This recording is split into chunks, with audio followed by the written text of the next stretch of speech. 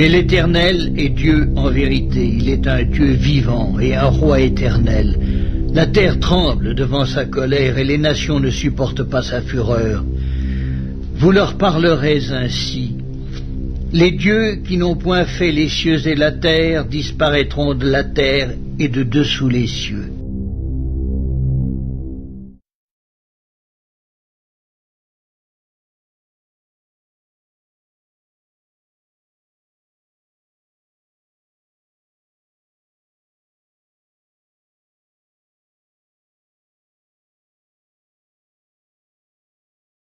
Il y a un nombre grandissant de personnes qui sont devenues des chrétiens paresseux en Occident.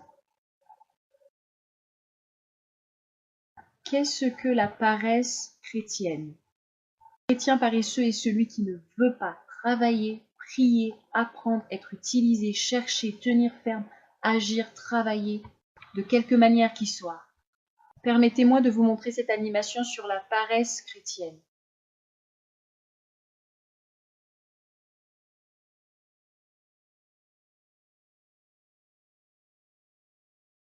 Dans le monde spirituel,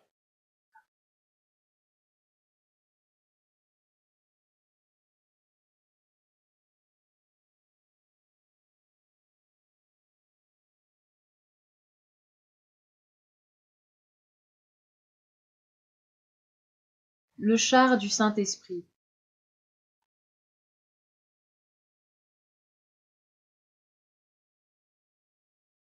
Cette colombe ici comme un symbole pour le Saint-Esprit. Le nom de cette jeune chrétienne est Ruth.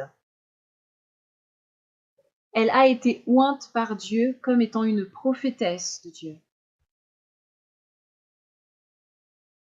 Elle conduit un char sur le chemin de la lumière de la vie éternelle. Le Saint-Esprit est avec elle.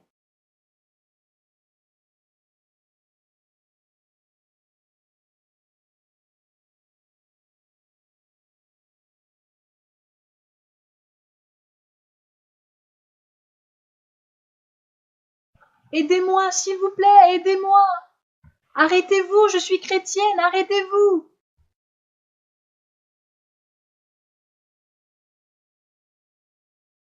Laisse-moi voir ce qu'elle veut.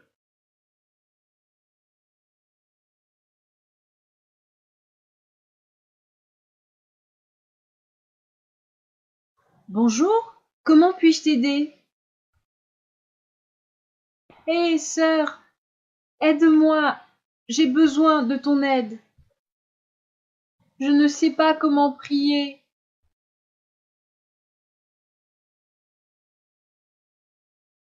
Voici le démon qui utilise cette femme qui demande de l'aide afin d'empêcher Ruth d'avancer vers la lumière. Je vais descendre pour parler avec toi là-bas. Le Saint-Esprit est attristé. Je suis chrétienne, j'ai été attaquée par des démons récemment. J'ai essayé de prier contre eux, mais j'étais tellement apeurée. S'il te plaît, prie pour moi. Tu peux prier et demander à Dieu sa force pour te fortifier à l'intérieur. Comment puis-je prier? J'ai essayé de prier à Dieu. Peux-tu m'aider, s'il te plaît? Oui, je peux t'aider. Dieu soit loué, c'est lui qui t'utilise. Je lutte avec le manque de foi. Enseigne-moi comment prier, enseigne-moi comment lire la Bible chaque jour. Enseigne-moi comment recevoir le Saint-Esprit, enseigne-moi comment entendre la voix de Dieu. Pourrais-tu prier Dieu afin qu'il me parle? Je veux entendre sa belle voix. S'il te plaît, enseigne-moi. Je ferai de mon mieux. Oui, je t'aiderai. Oui, c'est insensé à laisser le Saint-Esprit au moins. Les ténèbres ont commencé à envahir la vie de Ruth.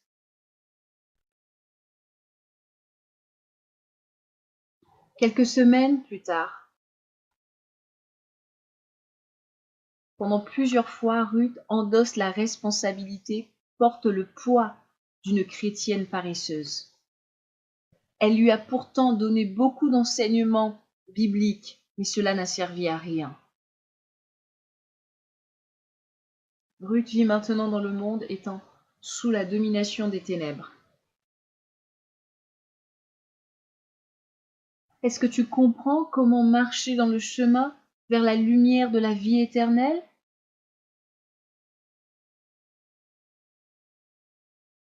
Désolée, je suis toujours confuse. Explique-le-moi encore, s'il te plaît. Je veux que tu m'enseignes encore et encore. Comment se passent tes moments de prière? Est-ce que Dieu a répondu à ta requête, à ta demande? Non, je me demande bien pourquoi. Il n'a pas répondu à ma prière. J'ai peur, je ne veux pas être seule. Enseigne-moi plus, s'il te plaît, et je dépendrai de toi. Oui, je le ferai.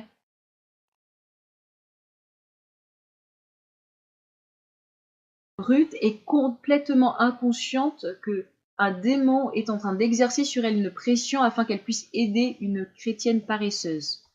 Ainsi, Ruth est maintenant une esclave de Satan.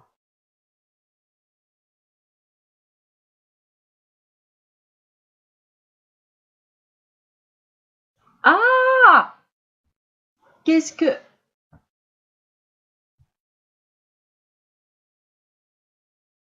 Qui nous a tiré dessus? Ruth! Ruth! Ruth! Mais qu'est-ce qui ne va pas?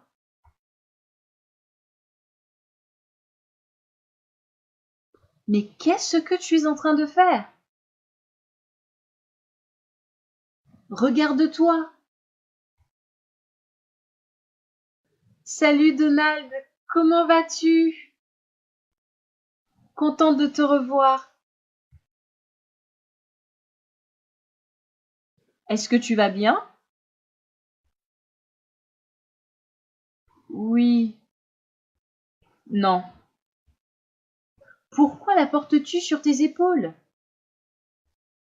Pourquoi as-tu attristé le Saint-Esprit?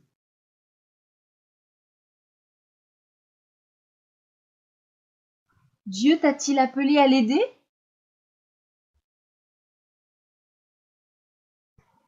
Excusez-moi, Ruth m'a dit, elle était d'accord pour m'aider pour toute chose. Va-t'en loin d'ici, chrétienne paresseuse!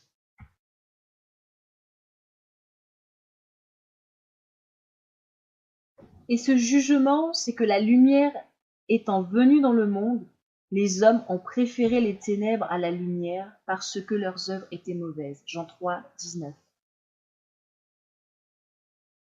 Satan a utilisé cette chrétienne pour te faire perdre ton temps qui est précieux pour bâtir, consolider ta relation avec Dieu. Désolée, j'étais complètement aveuglée. Je suis tellement désolée. Repens-toi, détourne-toi de tes péchés et retourne à lui maintenant.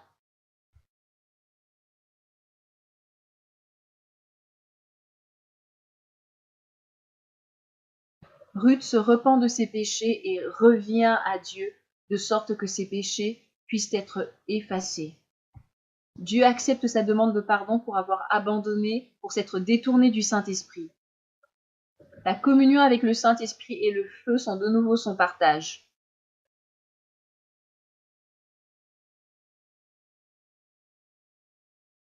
Ruth, Dieu a pardonné tes péchés.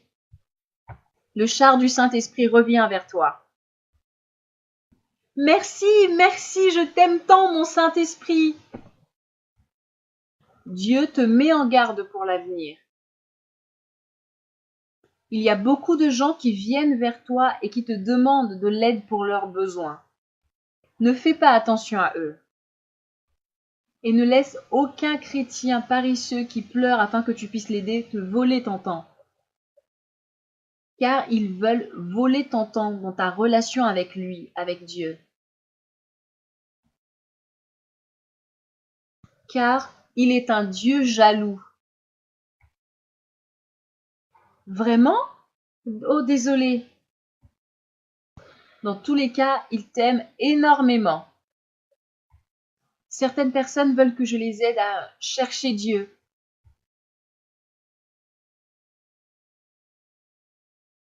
Non, c'est leur propre responsabilité que de le chercher. Mais s'ils ne veulent pas le chercher, ils seront jugés pour leur péché de paresse et jetés dans le lac de feu.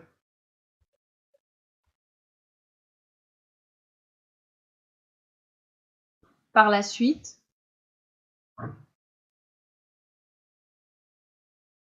plusieurs chrétiens courent après Ruth, lui demandant de les aider.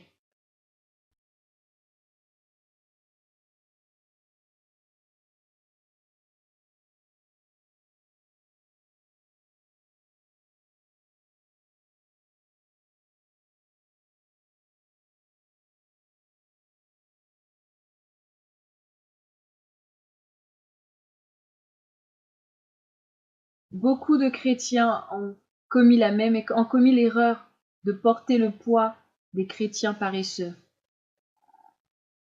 Ce n'est pas le plan de Dieu.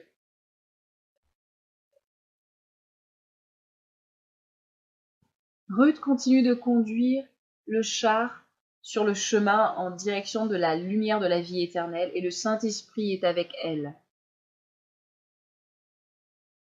Prends garde aux chrétiens paresseux en Occident.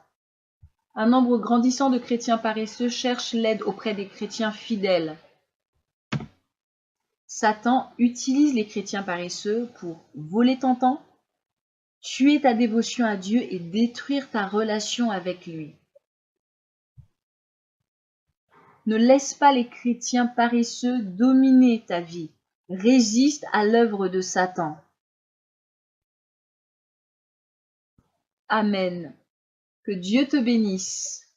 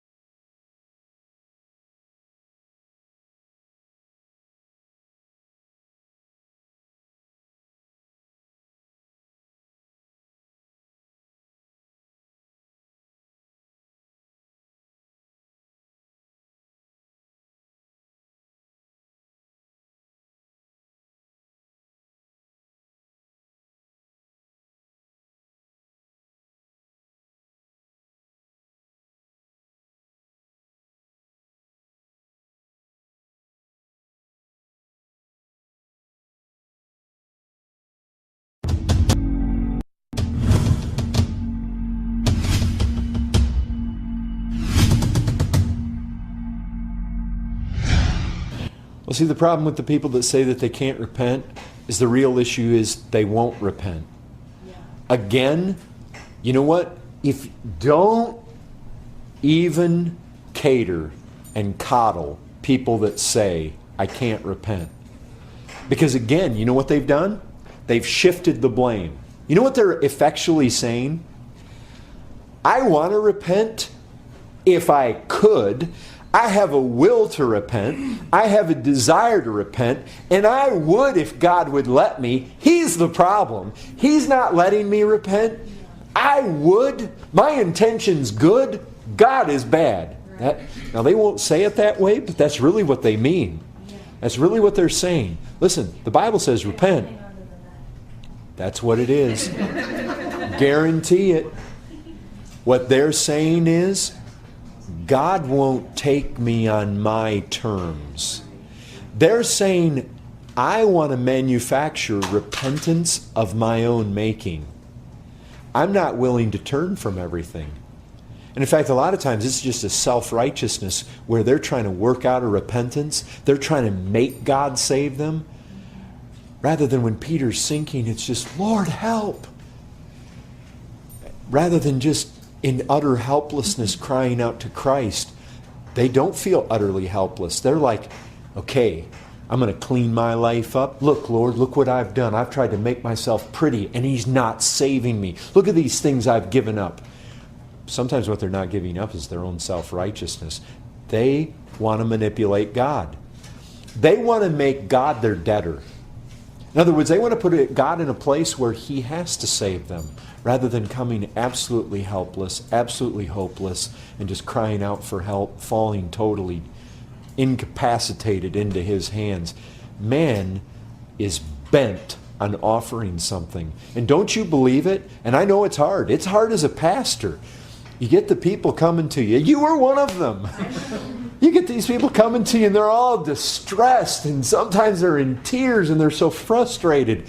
And I'm trying to repent, but I can't. And it can get the person that's trying to minister to the person feeling frustrated with God. Like, Lord, they want to and you're not doing this. And see, you don't want to let the sinner turn. Because I'll tell you this. Look, this does not conflict with God's sovereignty at all. Is it God's desire that men repent? Yes. How do I know? Because He commanded all men everywhere to repent. If He commanded them everywhere to repent, then it's His desire that they repent. And the fact is, I mean, what can I say to the sinner? I repented, so it's possible. I want you to repent. God commands you to repent. He wants you to repent. Jesus Christ came preaching, repent. He wants you to repent. And the Spirit of God inspired the Word over and over. It says repent. Certainly He wants you to repent. I mean, the fact is, the Trinity calls upon man to repent. I'm calling upon you to repent. Many people here have repented. And you're telling me you can't. Well, what I'm telling you is you won't. The real problem is the sinner won't. And I guarantee you every single time you can trace it back to self-righteousness. Always. Always.